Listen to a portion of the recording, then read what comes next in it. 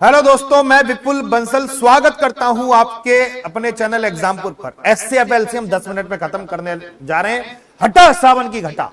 अब देखना, UP police constable में एग्जाम में इसी में से क्वेश्चन आएगा। एचसीएफ एलसीएम 10 मिनट में खत्म। तो पहला क्वेश्चन एचसीएफ एलसीएम का ये रहा, किसी संख्याओं के समूह का मैसे 8 है तो उनका लैसे पे क्या नहीं हो सकता। तो लैसे में हमेशा मैसे का भाग जाता है। मैसे दे रखा है 8, जौन सी भी संख्या में 8 का भाग नहीं जाएगा वो मैसे नहीं, लैसे नहीं हो सकता। इसमें 8 का भाग जा रहा है, इसमें 8 का भाग जा रहा है, इसमें 8 का भाग जा रहा है, लेकिन 150 में 8 का भाग नहीं जा रहा है, तो ये सी लैसे पे कभी नहीं हो सकता। दूसरा क्वेश्चन, दो सह अभाज्य संख्याओं का गुणनफल 77 है तो उनका लैसे पे क्या होगा। तो सह अभाज्य संख्याओं का लैसे पे उनका गुणनफल ही होता है, उनका गुणनफल ही उनका लैसे पे होता है। बहुत से 11 बोलेंगे, बहुत से 7 बोलेंगे, गलत हो जाएगा। तो उनका गुणनफल 77 है तो उनका लैसे पे भी 77 होगा। तो लैसे पे क्या करना है, 77 करना है। अगर इनका मैसे पे पूछा जाता तो 1 बोलते। तो सहअभाज्य संख्याओं का लैसे 77 और मैसे 1। ये बात बिल्कुल क्लियर हो गई। उम्मीद करता हूं कि ये बात अच्छे से क्लियर हो गई होगी। अब मुझे एक बात बताओ कि दो संख्याओं का अनुपात 3 और 4 है तो इनका लैसे और मैसे पे क्या होगा। अनुपात का लैसे मैसे, 3 और 4 का लैसे 12, तो 3 और 4 का मैसे 1। तो अभी मैंने अनुपात की बात करी है, अनुपात का लैसे 12, इनका मैसे 1। अगर मैं दो संख्याओं का अनुपात लिखता हूं 5 और 6, तो जल्दी से बताओ इनका लैसे कितना होगा 30, इनका मैसे कितना होगा 1। अगर दो संख्याओं का अनुपात 7 और 8 है तो इनका लैसे कितना होगा 56 और मैसे हमेशा 1। अनुपात का मैसे 1 होता है ना। और इसी सिद्धांत में मैं अभी 4-5 क्वेश्चन और खत्म करने जा रहा हूं, तो बड़ा ध्यान से देखना। दो संख्याओं का अनुपात 3 और 4 है, दो संख्याओं का अनुपात 3 और 4 है और उनका मैसे पे 4 है तो उनका लैसे पे बताना है। तो पहले अनुपात का लैसे और मैसे लिख दो, लैसे मैसे लिख दो। तो 3 और 4 का लैसे कितना होता है 12, 3 और 4 का मैसे कितना होता है 1। ये लैसे मैसे लैसे मैसे लैसे मैसे, मैसे पे दे रखा है 4। गधे को गधे से, घोड़े को घोड़े से, खच्चर को खच्चर से। मैसे की वैल्यू दे रखी है 4, 1 की वैल्यू 4, लैसे पे पूछा है 1 की वैल्यू 4, 12 की वैल्यू 4 गुना कर दो 48। तो जो पूछा है वो निकाल लिया। अगर संख्याएं पूछता तो इसका 4 गुना कर देता, 4 या 12। दूसरी संख्या पूछता तो इसका 4 गुना कर देता 16। कुछ भी पूछे, एवरग्रीन कंसेप्ट है, कभी भी जिंदगी में इस कंसेप्ट पे मात नहीं खाओगे। अब ध्यान से देखना, दो संख्याओं का अनुपात 3 और 5, उनका लैसे पे दे रखा है 75, उनका मैसे पे क्या होगा। अच्छा बताओ, 3 और 5 का लैसे पे क्या होता है 15, मैसे पे क्या होगा 1 होगा। लैसे पे 15, मैसे 1। अब उनका लैसे दे रखा है 75, लैसे को लैसे से कंपेयर करो तो 15 की वैल्यू 75 कितने गुना 5 गुना। तो उनका मैसे पे पूछा है तो इसका 5 गुना कर दो, 1 का 5 गुना कितना हो गया 5 हो गया, 1 का 5 गुना हो गया 5। मजा आ गया होगा। अब अगला क्वेश्चन देखो, दो संख्याएं 6 और 7 के अनुपात में है। यह बात क्लियर हो गई। दो संख्याएं 6 और 7 के अनुपात में है और उनका 6 और 7 के अनुपात में है और उनका लैसे पे दे रखा है बाबू 84, उनका मैसे पे निकालना है। तो 6 और 7 का लैसे कितना है, गुणा कर दो, 6 7 42। इनका मैसे कितना है 6 और 7 का मैसे 1। वाह, लैसे कितना दे रखा है 84, लैसे को लैसे से कंपेयर। तो 42 की वैल्यू 84 कितने गुना दुगना, 1 का दुगना 2, ये वैल्यू आ गई 2 आ गई। मैसे पे पूछा है 2 आ गया। बिल्कुल एवरग्रीन कंसेप्ट है, कभी भी मात नहीं खाओगे ऐसे कंसेप्ट में, ध्यान रखना। दो संख्याओं का अनुपात 3 और 5 है, वाह, और उनका लैसे पे दे रखा है 120, एलसीएम दे रखा है 120। तो इनका एलसीएम निकालो, लैसे का मतलब एलसीएम होता है 5 तिया 15। इनका मैसे बताओ 1 बताओ, 5 तिया 15 मैसे 1। मैसे को मैसे से कंपेयर कर दूंगा, 15 की वैल्यू 120, 15 अट्ठे 120 कितने गुना 8 गुना। अब क्या पूछा है, वो संख्याएं पूछा है, इसका 8 गुना कर दो 24 और इसका 8 गुना कर दो 40। वो संख्या हो गई 24 और 40, वो संख्या हो गई 24 और 40। अगर पूछता मैसे पे कितना है तो 8 गुना कर देता, मैसे पे हो जाएगा 8। लैसे से मैसे निकाल लो, मैसे से लैसे निकाल लो, लैसे से संख्या निकाल लो, संख्या से लैसे निकाल लो, मैसे से लैसे निकाल लो, मैसे से संख्या निकाल लो, गधे से घोड़ा निकाल लो, घोड़े से गधा निकाल लो।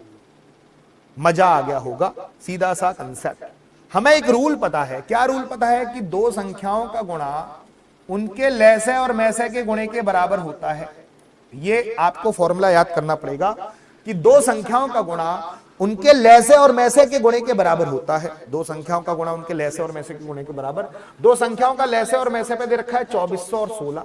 लैसे दे रखा है 2400, मैसे पे दे रखा है 16, और उनमें से एक संख्या दे रखी है 480 और हमें दूसरी संख्या निकालनी है।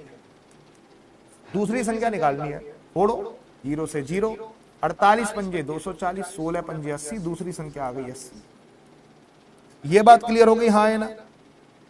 दो संख्याओं का अनुपात 2 और 3 दे रखा है। हमें नियम पता है कि दो संख्याओं का गुणा उनके लैसे और मैसे के गुणे के बराबर होता है। ये नियम तो आपको पता ही है। दो संख्याओं का गुणा उनके लैसे और मैसे के गुणे के बराबर। दो संख्याओं का अनुपात दे रखा है 2 और 3। तो पहली संख्या है 2a, दूसरी संख्या है 3a। ओ हो। अब उनके लैसे और मैसे का गुणनफल दे रखा है 7350। गुणनफल दे रखा है 7350। तो लैसे और मैसे का गुणनफल दे रखा है 7350। वाह। अब काटो, 3 दूनी 6, 3 चौक 12, 1 3 पंजे 15, 2 से काटो, 2 एकम 2, 2 दूनी 4, 2 दूनी 4, 2 पंजे 10, a इंटू ए स्क्वायर बराबर 1225। 1225 35 का स्क्वायर होता है, तो a की वैल्यू 35 बनी। तो दोनों संख्याओं के बीच अंतर निकालना है। तो पहली संख्या 2a थी, दूसरी संख्या 3a थी, और दोनों संख्याओं के बीच का अंतर a है। a की वैल्यू मैं निकाल चुका हूं 35, 35। a की वैल्यू मैं निकाल चुका हूं 35। ये बात क्लियर हो गई। दो संख्याओं का योग 84 है, उनके महत्तम समावर्त और लघुत्तम समावर्त 3 और 124 है। दोनों संख्याओं के व्युत्क्रम का योग निकालना है। कभी भी दोनों संख्याओं के व्युत्क्रम का योग निकालना हो तो सीधा सा concept a plus B upon लैसे इंटू मैसे, दोनों संख्याओं का योग और नीचे लैसे और मैसे का गुणा कर दो। कोई भी दिमाग में बात लाने की जरूरत नहीं है। दोनों संख्याओं का योग 84 है, लैसे मैसे ये दे रखे, तो 84 में 3 और 124 का भाग दे दो। 84 में 3 और 124 का भाग दे दूंगा। 84 में 3 और 124 का भाग दे दूंगा। तो 84 में 3 और 124 का भाग दे दूंगा। तो 3 दूनी 6, 3 अट्ठे 24, 4 से काटो, 4 तिया 12, 4 एकम 4, 4 सत्ते 28। तो भैया 7/31 आंसर स्वाहा। 7/31 परफेक्ट उत्तर होगा। मजा ही आ गया होगा। ईमानदारी से बताऊं, वह छोटी से छोटी संख्या ज्ञात कीजिए जिसमें से 7 घटाने पर 15, 24, 28, 32 से विभाजित हो जाए। वो 15 से, 24 से, 28 से, 32 से, इन सबसे विभाजित हो जाए 7 घटाने पर। हमेशा कभी भी ऐसा क्वेश्चन आए तो ऑप्शन से करो 7 घटाओ सब में से, तो ये बनेगा 10,080। इसमें से 7 घटाओ 10,060, इसमें से 7 घटाओ 10,070, और इसमें से 7 घटाओ 10,090। अब 7 घटाने पर इनसे विभाजित होनी चाहिए। अब देखो विभाजकता का नियम लगाओ। तो मैंने सब में से 7 घटा दिया, तो जो संख्याएं आई हैं 7 घटाने पर, उस संख्या में इन सब संख्या का भाग जाना चाहिए। एक विभाजकता के नियम को पकड़ो। 15 में होता है 3, 15 में होता है 3। अब ऐसी संख्या ढूंढो जो 3 से विभाजित नहीं है। 6 और 1 7 3 से विभाजित नहीं है। 7 और 1 8 3 से विभाजित नहीं है। 9 और 1 10 3 से विभाजित नहीं है। तो ये तीनों संख्याएं 3 से नहीं है, तो 15 से भी नहीं होंगी। तो हमारे पास केवल एक ही ऑप्शन बचा, ए। कभी भी ऐसा क्वेश्चन आए तो ऑप्शन से फोड़ना। अब ध्यान से देखो, 7 का वह लघुत्तम गुणज ज्ञात कीजिए जिसे 6, 8, 12 से विभाजित करने पर एक शेषफल बचता हो। 7 का वह लघुत्तम गुणज, वो कह रहे हैं 7 का गुणज होना चाहिए।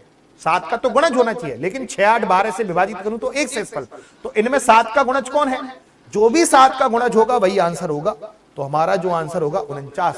उम्मीद करता हूं कि ये लैसे मैसे का पार्ट में आपको मजा आ गया होगा। और ऐसे ही अगर 10-10 मिनट के वीडियो आप चाहते हो तो मेरी एक बात को ध्यान रख लेना, आप हमारे टेलीग्राम चैनल से जुड़ जाओ, विपुल सर एग्जामपुर नोट्स। हमारे व्हाट्सएप नंबर से जुड़ जाओ, यूट्यूब की पीडीएफ इसी में आती है। और डेली हमारी यूट्यूब पर, एग्जामपुर के यूट्यूब चैनल पर 7 बजे हमारे डेली मैथ की क्लास चलती है, 1 घंटे मॉडल पेपर। अगर आप पूरे दिन में मैथ नहीं पढ़ते हो, मैथ पढ़ने का मन नहीं करता है, मैथ में कमजोर हो, तो डेली संडे को छोड़कर डेली 7 बजे हमारी यूट्यूब पर फ्री में क्लास चलती है, मॉडल पेपर। और आप सभी वादा करो, इस डेली 7 बजे वाली क्लास से जुड़ोगे, आपकी मैथ स्ट्रांग ना हो जाए तो कहना। और ऐसी ही हटा सावन की घटा 10-10 मिनट में मैं सारे चैप्टरों की वीडियो लेके आऊंगा यूपी पुलिस कांस्टेबल के एग्जाम से पहले। लेकिन आपको मेरी डेली 7 बजे वाली क्लास में जुड़ना है, एक एक क्वेश्चन एग्जाम में फंसा दूंगा। सभी कमेंट बॉक्स में लिखना क्या आप मेरी डेली 7 बजे वाली क्लास से जुड़ गए हो यूट्यूब पर, जो कि शाम को 7 बजे होती है। ठीक है, तो ऐसे ही 10-10 मिनट में हम चैप्टर को फिनिश करेंगे, उनके लॉजिक को देखेंगे। तब तक के लिए धन्यवाद, थैंक यू।